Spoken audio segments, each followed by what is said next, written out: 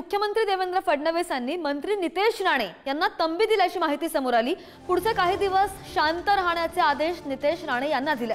वादग्रस्त वक्तव्य न करण्याचे आदेश मुख्यमंत्र्यांनी दिल्याचं दिसलं आणि नागपूरमधील हिंसाचाराला सरकारच जबाबदार असल्याचा विरोधक आरोप करतायत आणि त्याच अनुषंगाने मुख्यमंत्र्यांनी नितेश राणे यांना शांत राहण्याचा सल्ला दिलाय।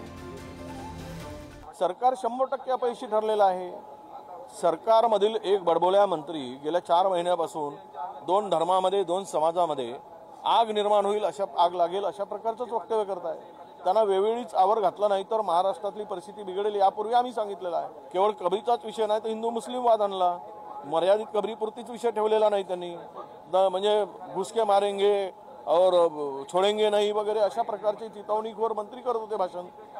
मी माननीय मुख्यमंत्री देवेंद्रजी फडणवीस यांना कळकळीची विनंती करू इच्छितो की सातत्याने अशा पद्धतीने भडकाऊ विधानं करून ही अशांतता पसरवणाऱ्या आपल्या मंत्रिमंडळातल्या सहकाऱ्यांना सुद्धा सक्त ताकीद द्यावी आणि त्याच पद्धतीने इतर राज्यांमधून येऊन जे महाराष्ट्राच्या इतिहासाविषयी विधानं करतात अशा भारतीय जनता पक्षाच्या नेत्यांना सुद्धा आपण कडक शब्दात समज द्यावी जेणेकरून महाराष्ट्र शांत राहील। अरे बाबा, गुरुवारी संध्याकाळी मी जेवण ठेवतोय, पहिलं माझं कार्ड मी मुख्यमंत्र्यांनाच देणार ना, ते पण माशाच्या शेपचं इन्व्हिटेशन कार्ड आहे माझं, ते माझ्या हातात घेऊन मला हसले, फार मोठी तंबी। आता ते तू बातमी तू चालवतोय रे।